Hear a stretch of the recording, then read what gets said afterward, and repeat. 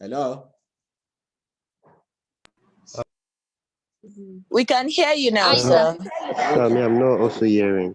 So I said customary law not only precedes legislation, that some customary laws precede legislation, but not all legislation. And the fact of superiority to legislation is also arguable, because you can't, in terms of form, and again, in terms of purpose, I'm not sure customary law can claim to be superior to legislation, for the simple reason that customary law is tied to practices that are already ongoing, while legislation does not make any such pretense. It can stop a practice and stop it right there. And we've seen a lot of practices that have stalled. In the old days, in different parts of this country, you could see a lot of, like he said, a lot of customary practices that were repugnant to, I hate saying this, repugnant to natural justice, equity, and good conscience, right? Hello? We can hear you, sir. Okay.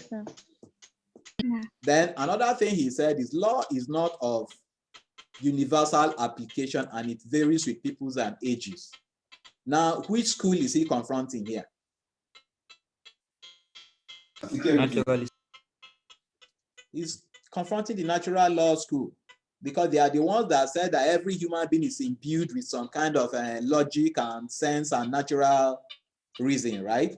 And what they are saying is that laws are specifically connected to people by virtue of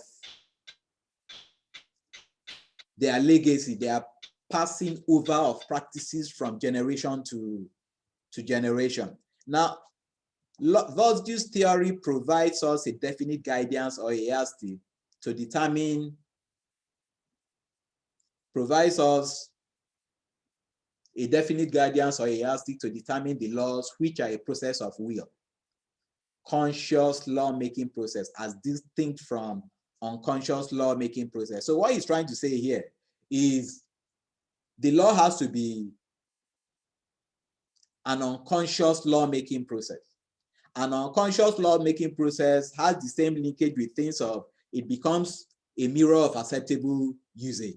It is seen as the living law of the people because it is arrived at in an unconscious manner, and because it comes from an unconscious source, it makes the law much stronger. And then he says, in place of nobility or morality advocated by the natural law scholars, the historical jurists substituted social force. What is the greatest problem with social force? That society itself comes and gives power to laws, either through customary practices or specifically through customary practices. What problem do you see with that? I think the major problem would be, in that case, I think the case that you quoted the other time that says public policy is like an unruly horse that can take people to who knows. I can't really quote it exactly, but the problem is that social force, we can always determine the direction of social force, and it can be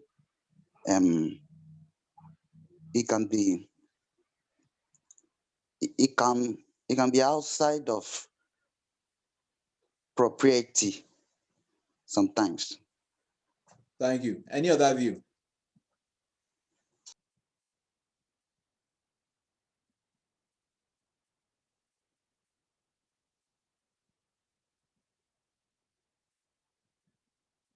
Okay, let me just try to expand what you have said relating to. Now, part of the problem, you know, when I gave you a background to why a lot of academics were a little reluctant to follow historical, well, and we said part of that was from the concept of the Volksgist itself.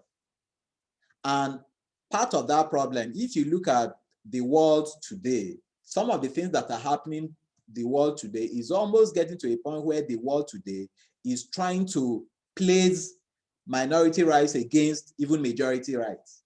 Is that true or false? It's true, sir. True.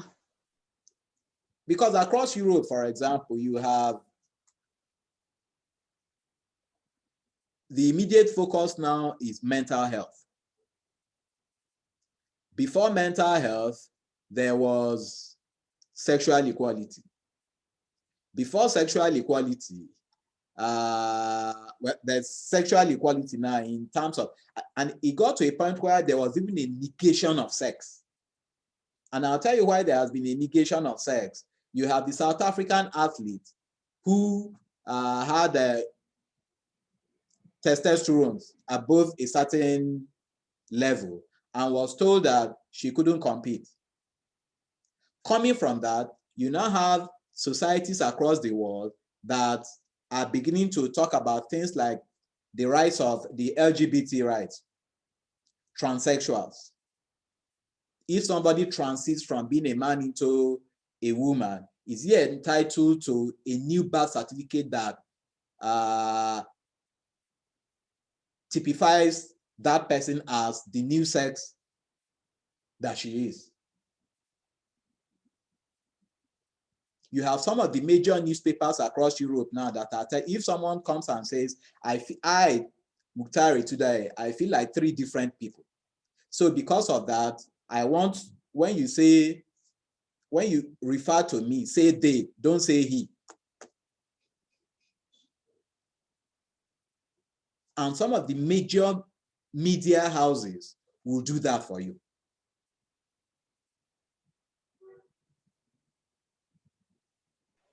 Are you understanding? Yes, sir. Yes, sir. Yes, sir. Now, they'll issue birth certificates. What that means is that in the larger society, rights as we know it are beginning to change. Because if you have two couples of the same sex, what is going to happen is it's not the 2 couples of the same sex that is the issue.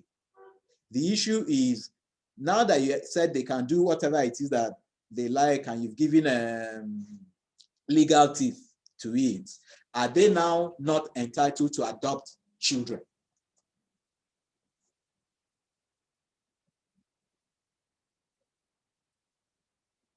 I hope we are still together. Yes, sir. So Yes, when sir. you say you give someone a right, you have to follow up that right with physical, material manifestations of that right. They have the right to adopt children.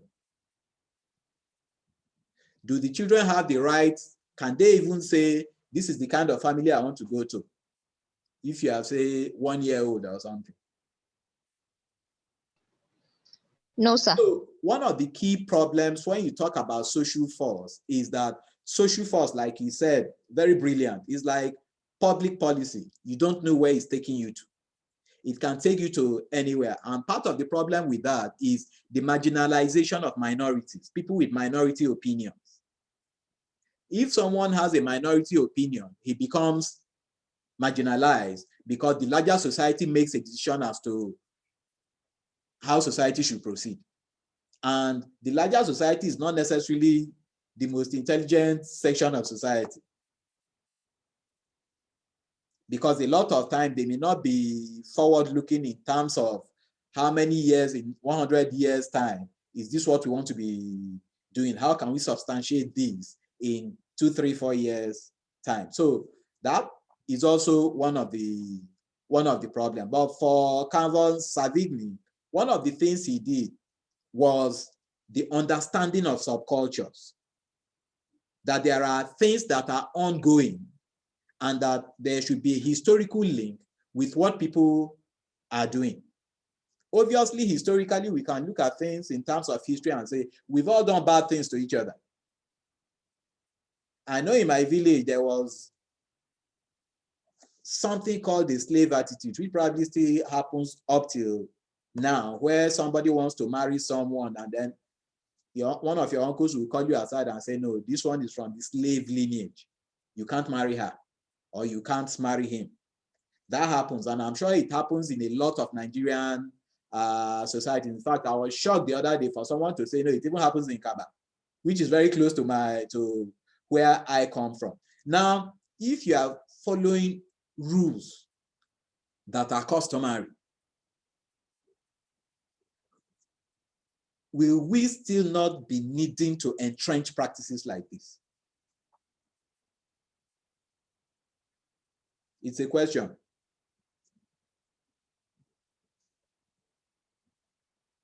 We will. So that is part of the problem with the traditional German Volksgist. Now we'll go to Henry Maine and we'll see how he also tries to evolve this idea. But one of the things to note is that it is not clear whether Henry Maine's theories are a spin-off or a fallout of Calvin Savigny's theories. In a lot of his writings, there isn't any specific connection for people to be able to say this is how. So there's a lack of clarity as to whether the British historical scholars also, okay, Mr. Koo, you have something to say, please. Yes, sir. Good morning, sir. Good morning. Sir, I'm having a little issue with relating with the point we are discussing about the issue with the social force. Okay. What I thought you were explaining, sir, is how that imagine laws or imagine characteristics. For instance, now, what gay and transgender is now would have issue with custom and traditions which law evolved from. So is it that social force is to resolve the conflict between custom and emerging issues such as transgender and gay and the likes? I would just want to get that aspect, sir. Okay, and I think I get what you're saying. The explanation was to the when you talk about social force presupposes that there is a coming together of people, the majority of the people making specific decisions for their society. And the point I was trying to make is that this does not necessarily mean progress. And the reason it does not mean progress is because, number one, the form of these social linkages we are talking about is maybe from one parable here, another parable there, one poem here, maybe a little side talk from generation to generation. Now, if that was happening, forget about whether you think LBGT rights is right or is wrong or whatever. What the point I'm telling you is there will not be a change. The society can hardly aspire to have a sudden change in any direction, whether it's a good direction or a bad direction. Okay. I hope you're understanding. Yes, sir. And that change, we believe it's probably legislation that can force that type of change. You can look now and be thinking, okay, the LGBT rights, is it right? Is it wrong? Is it this? Is this what we want? Is this not what we want? And all that stuff. But bear in mind that just some few years ago, twins were being dropped in the evil forest somewhere.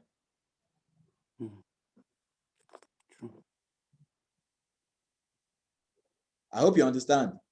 Yes, sir. Now, if people were tied to customary practices, that would probably not even have changed up till today. About 2 months ago, I watched someone who committed suicide because his family would not allow him to marry a lady, and he and the lady committed the suicide together. Why? Because of some specific customary practices. Now, what that means basically is that you are constantly linked to the past, and that people that are living right now cannot make a decision through their lawfully elected representatives as to how they want to move forward. Would you think that's a problem? Yes, it is, sir. It is a problem because there are customary practices that are beset with all kinds of problems. And then what the historical school basically is saying is stay with the problem until other customary practices somehow evolve. That can take 200 years.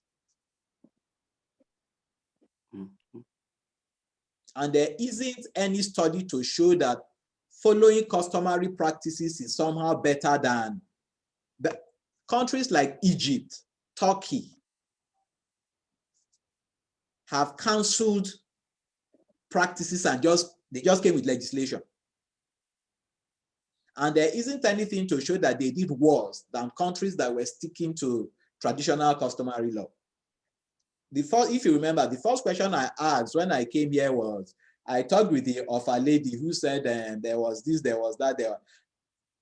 And I said, what were the customary law? And she herself said she doesn't remember any particular customary law. But what she remembers is the Ijakadi, which is not necessarily a law, it's a customary practice. You can choose to come for it or not come for it, I'm sure.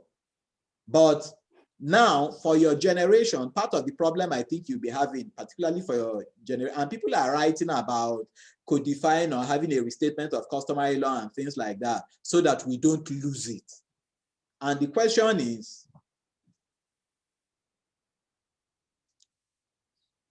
do you currently have a connection with customary law?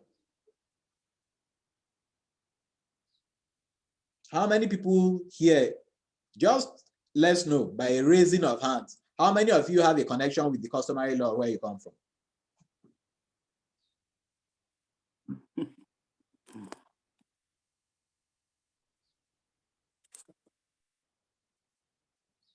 Olajide Hafiz, Henry Bekwe.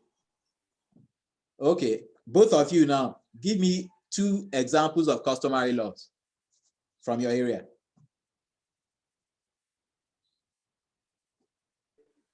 Okay. The first customary law is that even though it's no longer practiced by many people, but is an existing customary law, is that there's a caste of people called the Osu.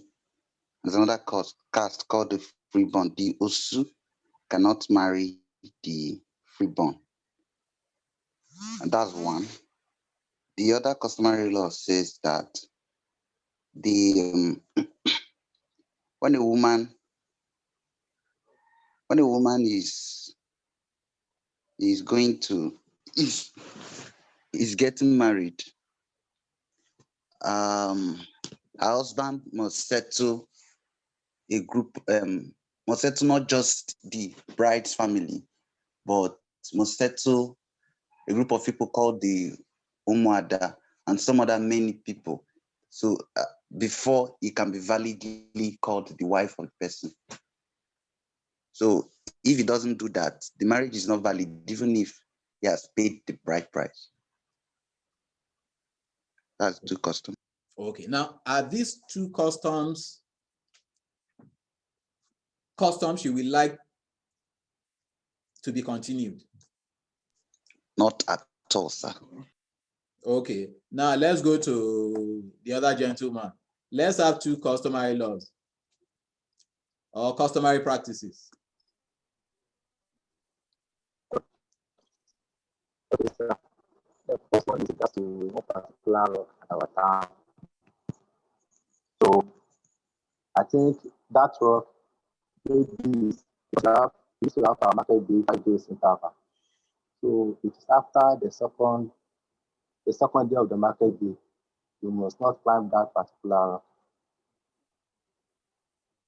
But it is the day after of that market, yeah, second day, I think it's after the market.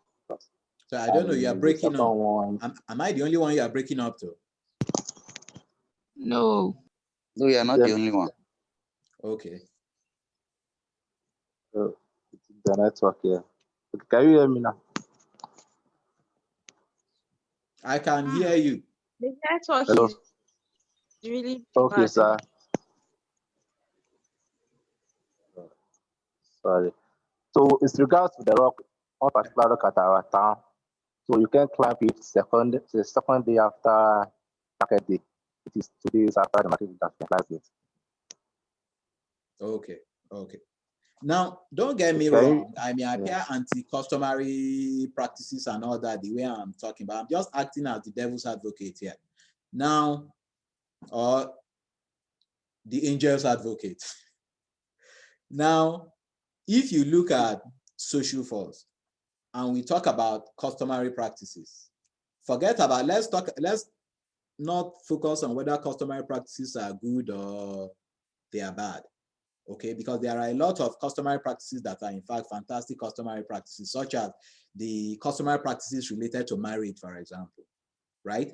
Where you go with your friends for the introduction, kneel down in front of the, why? Because it supports the family in terms of having, that's one of the reasons I think you have so many divorces in the West.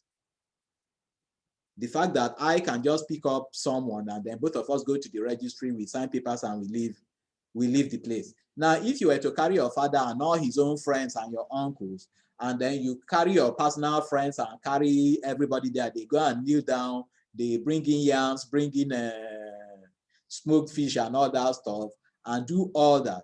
Now, when you're having problems with your spouse, your decisions will be with circumspection.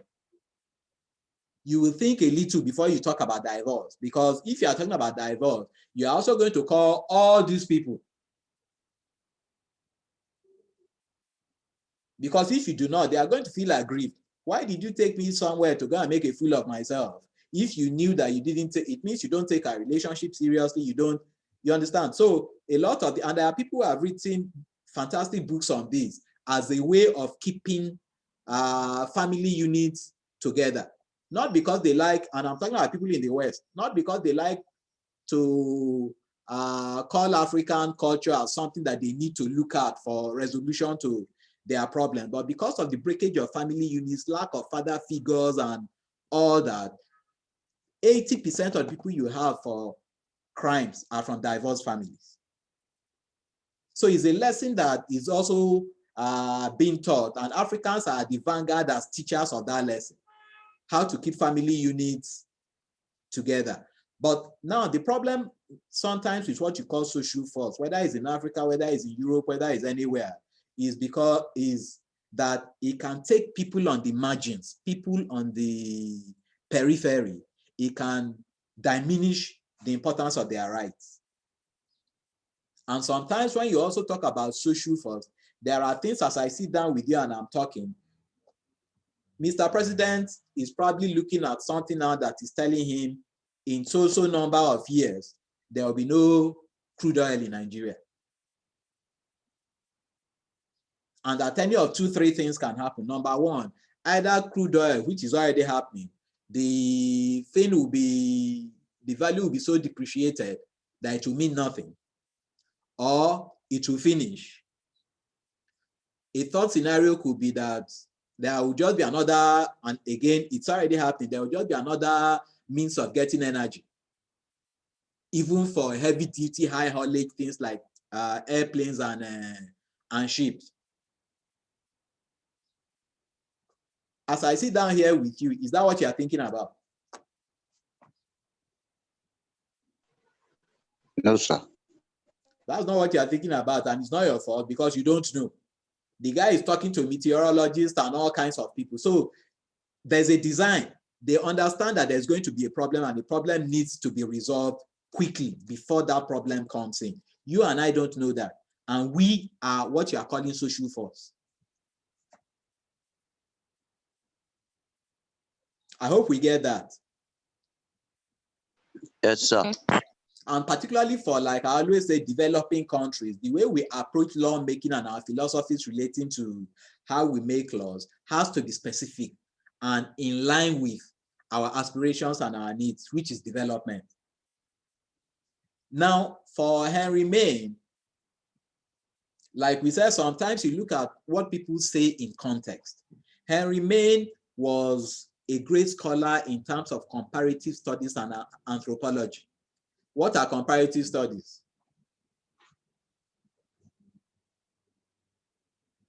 Studies that compare to different things. Don't even use that word compare. That's why it's low, sir. They used to use things like that.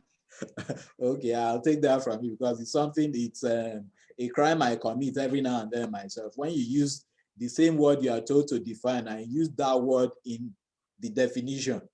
Now, comparative studies basically is the study of different societies, and in this case, different legal systems. And when you study different legal systems and you link those legal systems in terms of specific indicators, then what you are doing is a comparative study. Now, Henry Maine wasn't just somebody who was focused on comparative study. He was also focused on anthropological studies. Again, and I think this is the harder one. What are anthropological studies? What is anthropology? No, studying old things. You say what? Study of human behavior, sir. Study of human behavior, not necessarily. I'm not even sure how to define it specifically, but anthropology basically is the study of human systems. The study of societal systems, let me put it that way, particularly societal structure.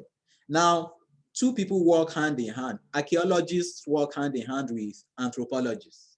What archaeologists do, they go to an old site or something, dig something that our great-great-great-great-grandfathers have done. Maybe they will see some skeletons, they will see some kitchen utensils, they see something that looks like a table that they dug the ground around. That is what archaeologists do. They look for archaic artifacts, which could be a house, it could be land, it could be a well, it could be anything. But what anthropologists do is that they follow archaeologists. As the archaeologists are doing the digging, what they now do is to use the evidence before them to have an understanding of the social structure. I hope you understand. Yes, sir. Another example could be maybe if we were inside the same class and then we were talking, an atomic bomb just dropped and decimated the whole of the University of Ilorin. And then 200, 3,000 years or whatever from now, some people come in, anthropologists, archaeologists dig up the place and then they see the skeleton of all of us, God forbid.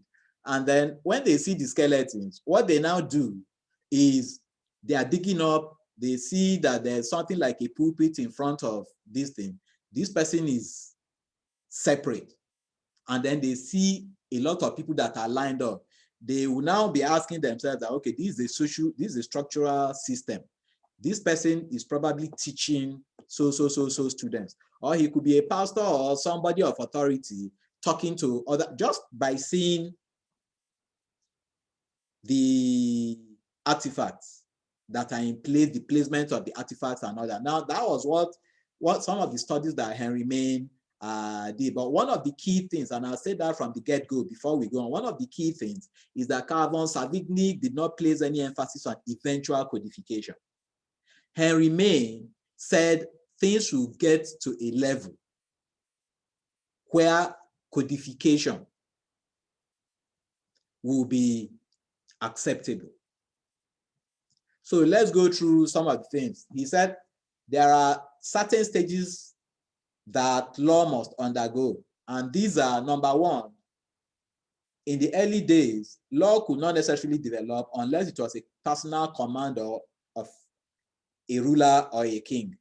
And we also said that we had some of that discussion when, last week when we were discussing.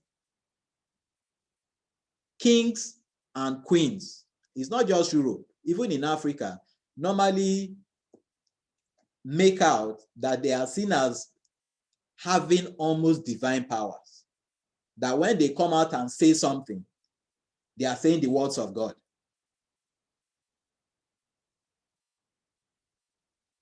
Is that true or false? It is true, sir. It's true. According to the kings and the rulers.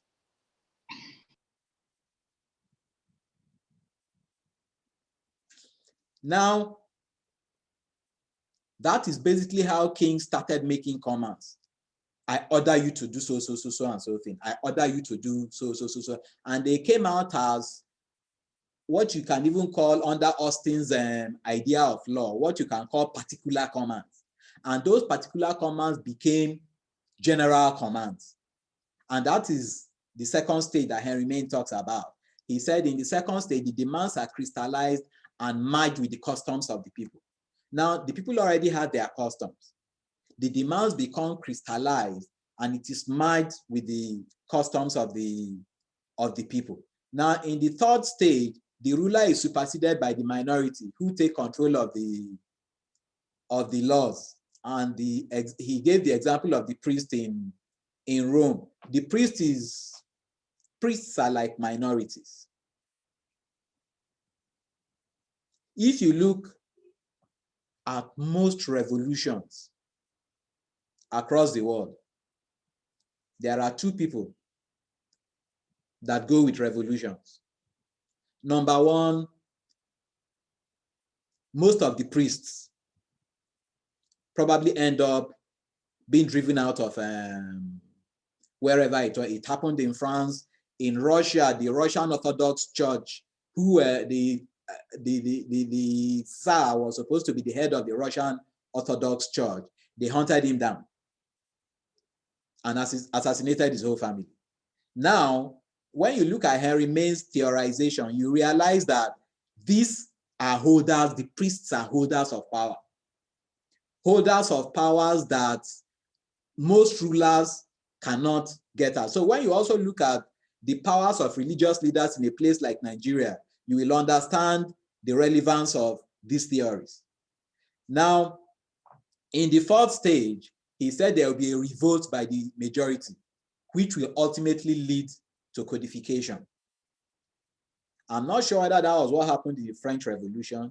I'm not sure whether that was what happened in the Russian Revolution. But invariably, when there is a revolt, it causes trauma in society, and it may lead to codification because people are much more clearer about what they want and how they want, and the form and manner in which they want what they want. Now, he says the development of all this will take place in an undeveloped society. And once this has taken place in an undeveloped society, the objective of the society now becomes to move from what he calls status to contract. Status is the olden days ideas of doing things, where there's a specific placement for people. In India, for goodness, you have a caste system. We just talked with Henry now, who talked about having a kind of usuru system in certain localities. And in my own locality, you have what we call orehe, which is really like a slave system. It's not obvious if you are a stranger to the place, but if you come from there, you will understand that there's something that's ongoing. And all these basically is a setup where certain statuses are preserved. And when those statuses are preserved, Henry Maine says those statuses are like an albatross. And the objective is to move from that status to contract. And by contract, he means freedom. The ability to enter into negotiations to define who you are as a human being with rights and claims and duties and responsibilities, but not based on the traditional status system. And what he's basically saying is a movement from customary law to emancipation, basically. And then let me just read it. He said, besides, he propounded another theory by saying the movement of a progressive society has hitherto been the movement of a status to contract. Status reflects slavery, while contract is the opposite. I hope we got that.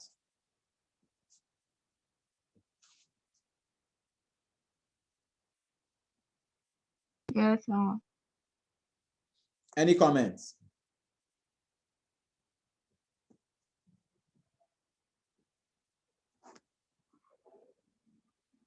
Now, who can talk to us about codification?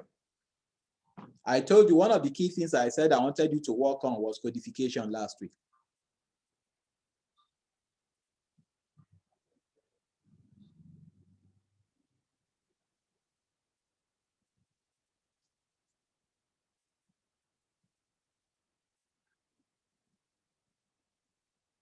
Are you with me?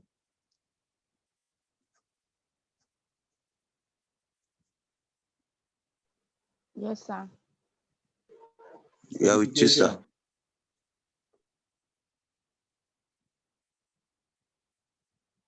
What is codification?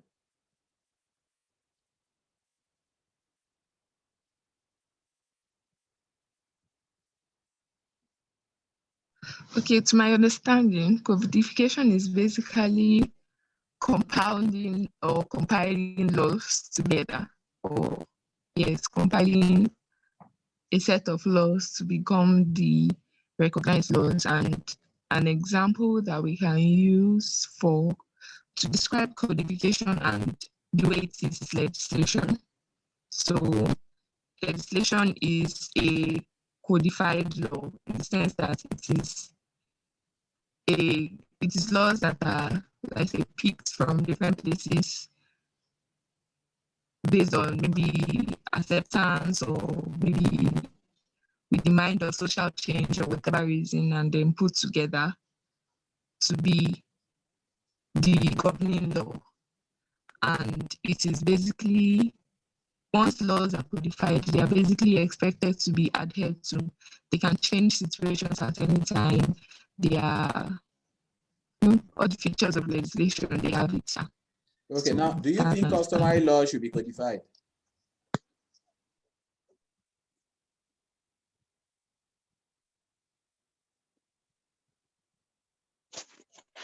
Good morning, sir.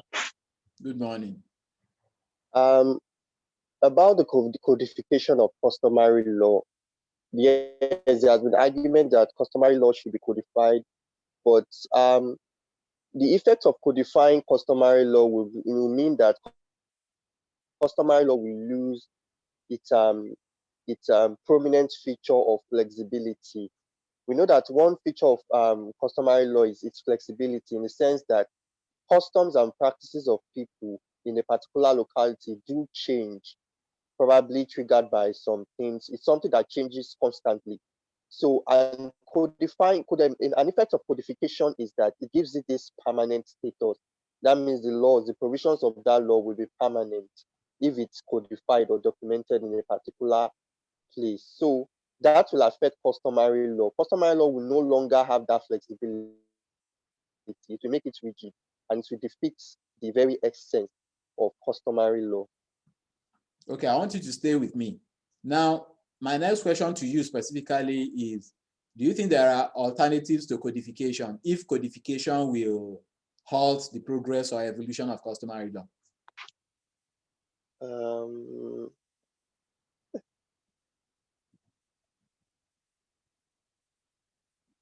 Okay. I'm not sure of alternatives of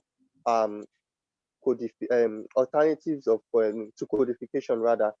But what I can say is that, okay, what I can say is that customary law for them to be known may be judicially noticed in courts, and once they are judicially noticed, they could be documented somewhere. So that's just I don't really know exactly what an alternative is. Miriam, thank you very much. Miriam. Sir, I think it's not possible to codify customary law. This is because even in Nigeria alone, we have more than 100 different customs. So we cannot say we would codify customary law. I think what we can have is what we already have. We would have a system that allows us to validate customary law, which is the 3 tests for customary law. So I think any step further would just be ridiculous, because 1, we won't be able to put all customary laws into it. Then 2, the moment customary law becomes codified, it is no longer customary law. It becomes legislation that has its origin in customary law. Like, it would no longer be customary law in its original form. Thank you. Okay, Abdul Karim, your view. All right, sir. I agree with what they have actually said about codifications. Well, I think the reason why they are calling for codification is the fact that they want the reference to customary law to be kind of very easy for everyone. You can quickly pick where the customary law is and rely upon it. But others are also campaigning for a statement of customary law, which I actually agree to some extent. Just a matter of having those various customs in a document. You can just check them and consult the document to see what does the custom say on a particular matter, not codifying it like that of legislations, which actually hurts the essence of the custom in the first place. Okay. Shuaib. Yes, sir. I think it's enough fact that most of our laws comes from the customs of the people. And also, it's also enough fact that the act of legislation is also shadowed with the State House of Assembly too.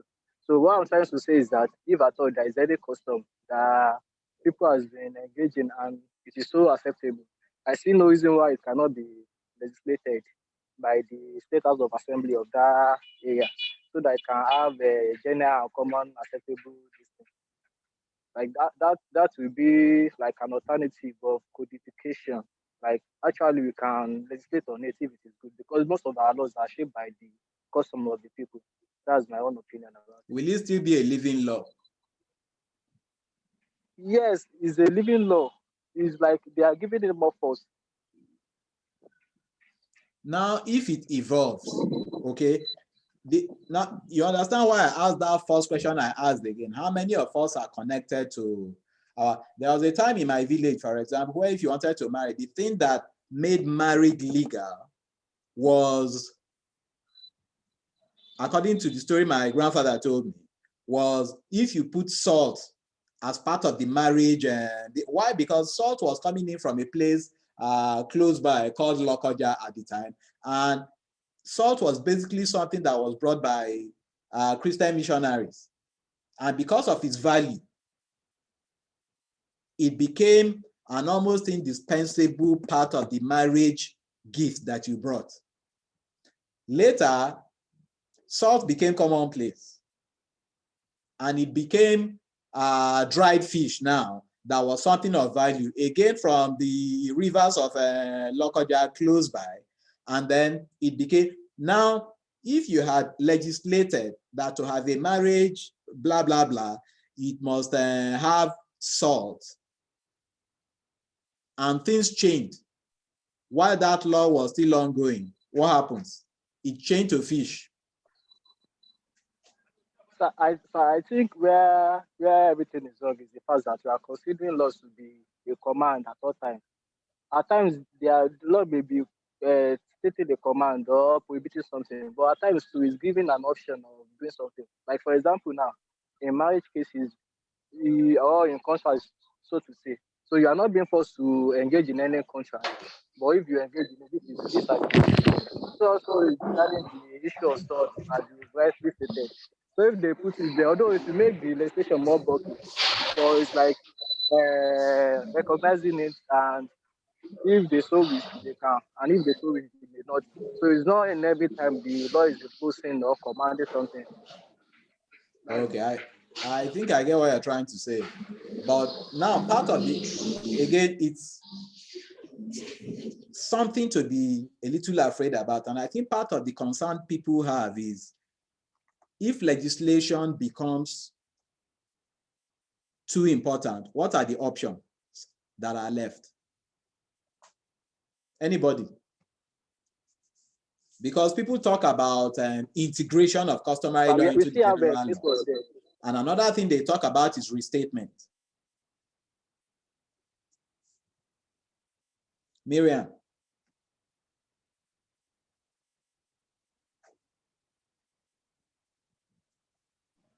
What do you say, sir?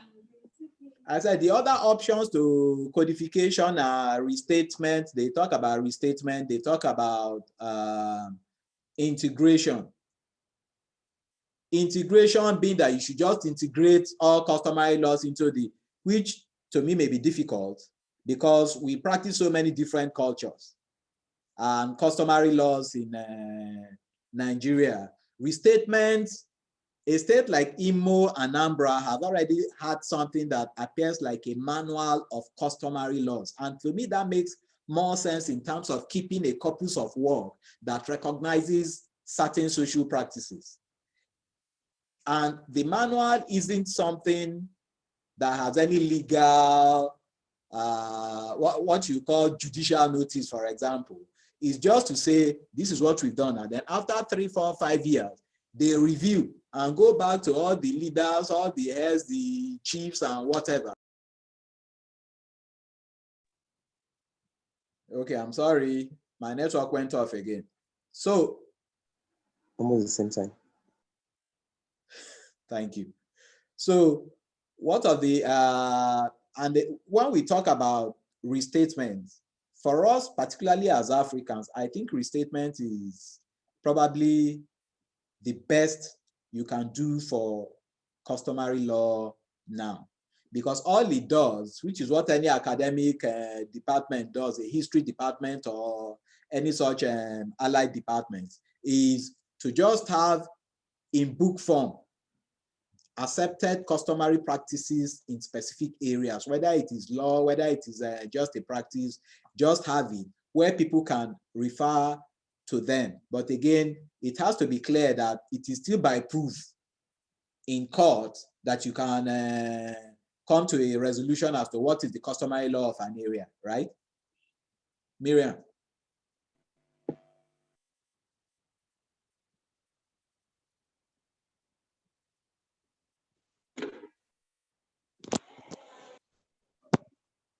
Does that make sense, Abdurrahim?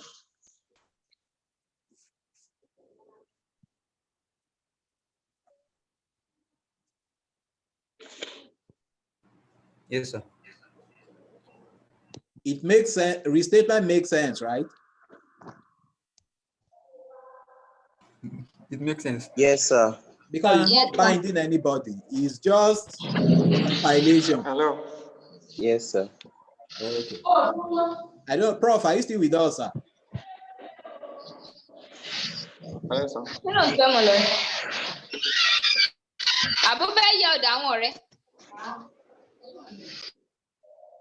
Okay, so what we'll do, what I think we should all do, please, is to try to read up on, for our next lecture, read up, the historical school is very simple.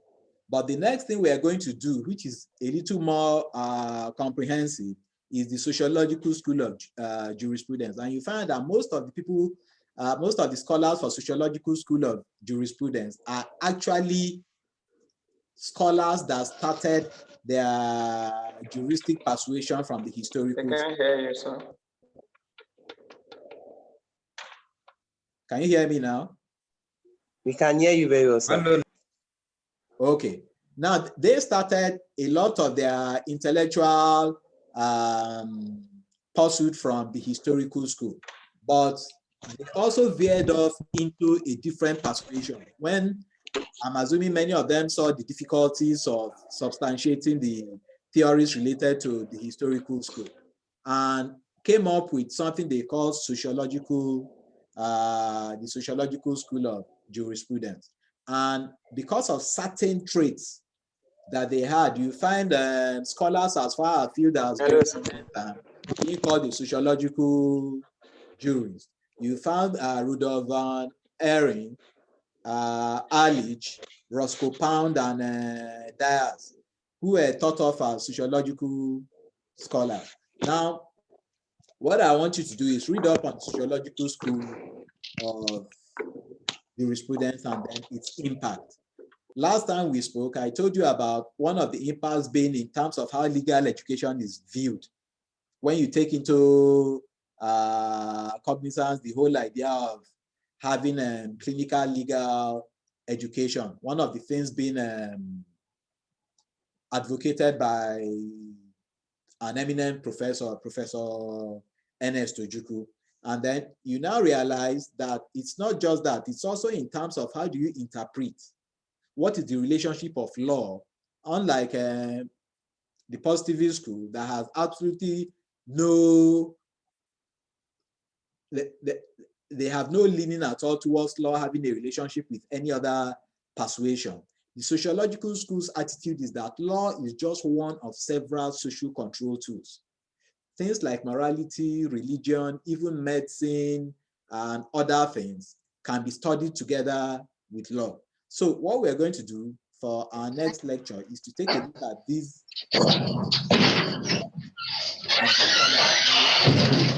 the relationship between the sociological school and the historical school. Any comments before we round up? Good morning, sir.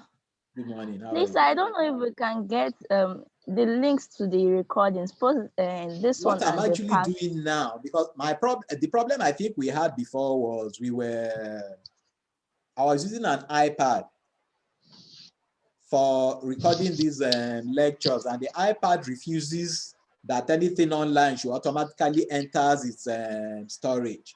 And we didn't realize that immediately. So apparently when we were recording, it was getting into the Law 3 storage, which we were trying to track, having difficulties. But at least for jurisprudence classes so far, I think it's international law that will have those kind of issues. For jurisprudence law so far, I think, particularly for the one, because we just realized this about 2 weeks ago, you had the recording. So what I'll do, I'll try and get your class rep and read the recordings to him for dissemination to members of the class. So I don't think that's a problem. Thank you. All right. So thank you, sir. All right. So let's call it a day, and then we discuss next week. Have a nice day. Have a nice day, sir. Thank you, sir. Thank you, sir. Bye-bye. So guys, what are you saying? Yes, but it's not online. Slide that into.